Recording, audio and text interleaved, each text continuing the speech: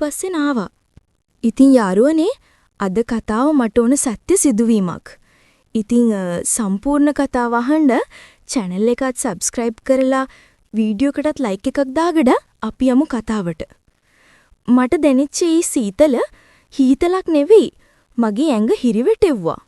මං ගැස්සිලා හැරුණම මාමණ්ඩි හිටියේ මගේ දිහාම බලාගෙන. එයාගේ ඇස්වල තිබ්බ ඒ බැල්ම මට හරියටම තේරුම් ගන්න බැරි වුණා. ඒක ආදරයක්ද රාගයක්ද නැත්නම් වෙන මොකක් හරිද කියලා මට තේරුනේ නැහැ. ඒත් ඒකේ යම්කිසි අමුත්තක් තිබුණා. ඊට පස්සේ එයා හිමීට මගේ කරවටේ අත තියලා කිව්වා, "දෝනි, මොමවද ඔය කිරවන්නේ? ඔයා මගේ ලේලි. මං ඔයාට එහෙම බලයිද?" මම එයාට කිව්වා, "එහෙනම් ඇයි මාමණ්ඩි ඔයා හැමතිස්සෙම මගේ පස්සෙන් එන්නේ? මම මොකක් හරි වෙලක් කරනකොට ඔයා ඇවිත් මගේ ළඟ ඉඳ ගන්නවා. මගේ ඇඟට අත තියනවා. ඒ මොකටද?" මට මතකයි දවසක් මම සාලේ බිම වාඩියලා පොතක් කියවනකොට මාමණ්ඩි ඇවිත් මගේ ළඟින්ම වාඩි වුණා. එයා මගේ අත අල්ලලා හිමින් අත ගන්න ගත්තා. මම ගැස්සිලා අත අරන් එයා දිහා බැලුවම මාමණ්ඩි hina වෙලා කිව්වේ, "මොකද දෝනි? මම ඔයාගේ මාමණ්ඩිනේ. ඔයාට මගෙන් බයි වෙන්න දෙයක් නෑ" කියලා. එදා ඉඳන් යා නිතරම මගේ ඇඟට අත තියන්න පුරුදු වුණා. මට තේරුණා යාගේ අරමුණ හොඳ එකක් නෙවෙයි කියලා. මාමණ්ඩි යා කරපු දේවල් ගැන කිසිම දෙයක් නොදන්නා වගේ, "මං එහෙම කළාද දෝනි? සමහර විට මට නොදැනීම වෙන්න ඇති. ඔයා ඔච්චර හිතන්න එපා" කියලා කිව්වේ හරිම අහිංසක විදිහට. ඒත් මගේ හිත කිව්වේ වෙන දෙයක්. මගේ හිතේ බය වැඩි වුණා. මට හිතුණා මම මේ ගැන කාට හරි කියන්න ඕනේ කියලා. ඒත් කාට කියන්නද? අම්මාට කිව්වොත් එයා ගොඩාක් දුක් වෙයි. අයියට කිව්වොත් එයා මාමණ්ඩි එක්ක රණ්ඩු වෙයි. සමහර විට අපේ පවුලම කැඩෙයි. මට මාමණ්ඩිගේ හැසිරීම නිසා හරියටම බය හිතුණා. මම මාමණ්ඩිට කිව්වා, "මාමණ්ඩි, මට බයයි. ඔරා මෙහෙම කරන එක හරි නැහැ. අයියා දැනගත්තොත් මොනව වෙයිද?" මම මේ දේවල් අයියට කියන්න හැදුවත් මට බය හිතුණා. සමහර විට අපේ පවුල කැඩෙයි කියලා මට හිතුණා. ඒත් මට තවදුරටත් මේ දේවල් ඉවසන්න බැරි වුණා. මාමණ්ඩිගේ හිසිරීම දවසින් දවස දරුණු වුණා. එයා මාව තනිව දකින්න හැම වෙලාවකම මගේ ළඟට එනවා. මගේ ඇඟට අත තියනවා. මට ඒකෙන් පුදුම අපහසුතාවක් දැනුණා. මට හිතුණා ගෙදරින් පැනලා යන්න. මාමණ්ඩි එතකොට කිව්වේ, "අයියා දැනගන්නේ නැහැ දෝනි. මම ඔයාට ආදරෙයි. ඔයා මාව තේරුම් ගන්න" කියලා මාමණ්ඩිගේ කටහඬේ තිබ්බ වෙනස්ම ස්වරූපයක්. යාගේ ඇස් දිලිසුණා. මගේ මුළු ඇඟම සීතල වෙලා ගියා. මට තේරුණා එයා කොච්චර දුර ගිහින්ද කියලා. මට හිතුණා කෑ ගහන්න, දුවන්න. ඒත් මට බැරි වුණා. මගේ කකුල් දෙක බිමට හැලවිලා වගේ දැනුණා. මම මාමණ්ඩිට තරහින් කිව්වා, "මාමණ්ඩි, ඔයාට පිස්සු. මං කවදාවත් ඔයාට හැම දෙයක් කරන්නේ නැහැ. මට යන්න දෙන්න" කියලා. මම එයාගෙන් ඈත් වෙන්න හැදුවත් එයා මගේ අත තදින් අල්ලගත්තා. එයාගේ අතේ තිබ්බ ශක්තිය මට දරා ගන්න බැරි වුණා. එයා මාව එයාගේ ළඟට ඇදලා අරගෙන කිව්වා, "ඔයාට යන්න බැහැ දෝනි. ඔයා මගේ. මට ඔයාව ඕනේ" කියලා. එයාගේ හුස්ම මගේ මූණට වැදුනා. මට ඔක්කාරට ආවා වගේ දැනුණා. මම බයෙන් වෙවුල්ලන්න ගත්තා. මගේ හදවත වේගින් ගැහෙන්න ගත්තා. මං කෑ ගහලා කිව්වා, "මාමණ්ඩි, මං කෑ ගහනවා. මට යන්න දෙන්න" කියලා. එයාගේ කටහඬ රළු වුණා. එයා මට කිව්වා, "කෑ ගහන්න එපා දූනි. ඔයාගේ කට වහගන්න. නැත්තම් මං ඔයාට රිදවනවා" කියලා. මගේ ඇස් වලින් කඳුළු කඩා හැලෙන්න ගත්තා. මට සිතුනේ මම තනි වෙලා කියලායි. මම උදව් විල්ලා කෑ ගැහුවත් මව බේරගන්න කවුරුත් හිටියේ නැහැ. මගේ කටහඬ පවා මගේ පිටට ආවේ නැහැ. මම මගේ දත් කටකටා හපමින් හිටියා. මට හිතුණා මැරෙන්න. කඳුළු පිරුණු ඇස් වලින් මම මාමණ්ඩිට බැගෑපත්ව ඉල්ලුවා, "මාමණ්ඩි, කරුණා කරලා මට මෙහෙම කරන්න එපා. මං ඔයාගේ ලේලි. මං ඔයාගේ පුතාගේ බිරිඳ" කියලා. ඒත් එයාට කිසිම හැඟීමක් තිබ්බේ නැහැ. එයාගේ ඇස්වල තිබ්බේ රාගය විතරයි. එයා මට කිව්වා, "ඔයාට ඒක අමතක කරන්න වෙනවා දෝනි. දැන් ඔයා මගේ" කියලා. මාමණ්ඩි මාව තදින් අල්ලගත්තා. මගේ මුළු ශරීරයම හිරිවැටිලා ගියා වගේ දැනුණා. මට සිහිය නැති වුණා. මම ඇස් ඇරලා බලනකොට මම හිටියේ මගේ කාමරේ ඇඳ උඩ. මගේ ඔළුව රිදෙනවා වගේ දැනුණා. මගේ ඇඟ පුරාම වේදනාවක් දැනුණා. මට මතකයක් ආවේ නැහැ. මම හිටියේ සිහිය නැතුව. එතකොට තමයි මට මතක් වුණේ මාමණ්ඩි මට කරපු දේවල්. මගේ ඇඟ පුරාම වේදනාවක් දැනුණා. මගේ ඇස් වලින් කඳුළු කඩා හැලෙන්න ගත්තා. මට හිතුණා මම අපිරිසිදු වෙලා කියලා.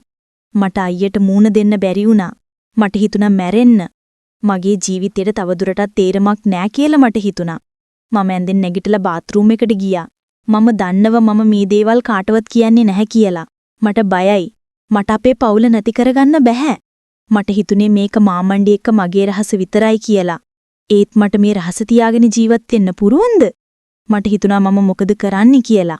මම කැඩපත දිහා බැලුවා. මගේ ඇස් රතු වෙලා තිබ්බා. මගේ මූණ සුදුමෙලි වෙලා තිබ්බා. මට මාව මඳුර ගන්න බැරි වුණා. මම කවදාවත් හිතුවේ නැහැ මගේ ජීවිතේ මෙහිම වෙයි කියලා. මම ඇඬුවා. මගේ හදවත කැඩී බිඳී යනවා වගේ දැනුණා. පහෝදා උදේ මම ඇහැරුණාම මට අමුතු හිස් බවක් දැනුණා. මගේ ජීවිතේ තිබ්බ සතුට නැති වෙලා ගියා වගේ දැනුණා. මම කුස්සියට ගියා. මාමණ්ඩි සාලේ ඉඳගෙන පත්තරේ කියවනවා. එයා මගේ දිහා බැලුවේ කිසිම දෙයක් වෙලා නැති ගානට. මට හිතුණා එයා මට කළ දේවල් අමතක කරලා කියලා. ඒත් මට අමතක කරන්න බැරි වුණා. මගේ හිතේ මතකේ කැකෑරෙන්න ගත්තා. මට හිතුණා මම පිස්සු හැදෙයි කියලා. මම මගේ වැඩ කරගෙන ගියා. ඒත් මගේ හිතේ තිබ්බ බය නැතිුනේ නැහැ. මාමණ්ඩි මාව කණිවම දකින හැම වෙලාවකම මගේ ළඟට එනවා. මගේ ඇඟට අත තියනවා. මට ඒකෙන් පුදුම අපහසුතාවක් දැනුණා. මට හිතුණා ගෙදරින් පැනලා යන්න. ඒත් මට කොහෙටද යන්න? මට යන්න තැනක් තිබ්බේ නැහැ. මට හිතුණා මම තනි වෙලා කියලා. මගේ හිතේ වේදනාවක් දැනුණා. සති ගණනාවක් ගත වුණා. මම මාමණ්ඩිගේ ගොදුරක් වෙලා හිටියා. මට එයාගෙන් ගැලවෙන්න බැරි වුණා. මම මානසිකව වැටිලා හිටියා. මට කන්න බොන්න නිදා ගන්න බැරි වුණා. මගේ ශරීරය දුර්වල වුණා. මගේ හිතේ තිබ්බ බය වැඩි වුණා. මට හිතුණා මම පිස්සු හැදෙයි කියලා. මම කවදාවත් හිතුවේ නැහැ මගේ ජීවිතේ මෙහෙම වෙයි කියලා. මම දිනින් දින වියැකී ගියා. දවසක් මම කාමරේ තනි වෙලා ඉන්නකොට මට හිතුණා මේකින් ගැලවෙන්න ඕනි කියලා. මට තවදුරටත් මේ ජීවිතේ තියාගෙන ඉන්න බැහැ කියලා මට හිතුණා. මම මගේ ඔළුවේ තිබ්බ බර අයින් කරගන්න ඕනි කියලා මට හිතුණා. මම තීරණය කළා මේ ගැන කතා කරන්න. මම තීරණය කළා මගේ අයියට කියන්න. මට බය හිතුණත් මට තවදුරටත් මේ රහස තියාගෙන ඉන්න බැරි වුණා. ඒත් මාමණ්ඩි මට එහෙම අවස්ථාවක් දුන්නේ නැහැ. එදා රෑ මම නිදාගෙන ඉන්නකොට මාමණ්ඩි මගේ කාමරේට ආවා. මම ඇහැරුණා. මගේ හදවත වේගයෙන් ගැහෙන්න ගත්තා. මට හිතුණා කෑ ගහන්න. ඒත් මට බැරි වුණා. එයා මගේ කට වහලා මට කිව්වා, "ඔයාට කෑ ගහන්න බැහැ දෝනි. ඔයා දැන් මගේ" කියලා. මම බයෙන් වෙවුලන්න ගත්තා. මගේ ඇස් වලින් කඳුළු කඩා හැලෙන්න ගත්තා. මට හිතුණා මම මැරෙන්නයි යන්නේ කියලා. මම උදව්විල්ලා කෑ ගැහුවත් කවුරුත් හිටියේ නැහැ. මගේ කටහඬ පවා මගේ පිටට ආවේ නැහැ. මම මගේ දත් කටකටා හපමින් හිටියා. මට හිතුණා මැරෙන්න. නමුත් මේ පාර මම සිහිය නැති වුණේ නැහැ. මගේ හිතේ අමුතු ශක්තියක් ඇති වුණා. මම මාමණ්ඩි එක්ක සටන් කරන්න ගත්තා. මම එයාට ගැහුවා. මම එයාට හැපුවා. මම එයාගෙන් ගැලවෙන්න හැදුවා. ඒත් එයා මාව තදින් අල්ලගත්තා. මට එයාගෙන් ගැලවෙන්න බැරි වුණා. මට හිතුණා මම අසරණ වෙලා කියලා. අන්තිමේදී මට එයාගෙන් ගැලවෙන්න පුරුවන් වුණා. මම දුවගෙන ගියා. මම සාලෙට දුවගෙන ගියා. මම අයියාගේ කාමරයට දුවගෙන ගියා. මම අයියට කතා කළා. අයියා ඇහැරුණා. එයා මගේ දිහා බැලුවේ පුදුමයෙන්.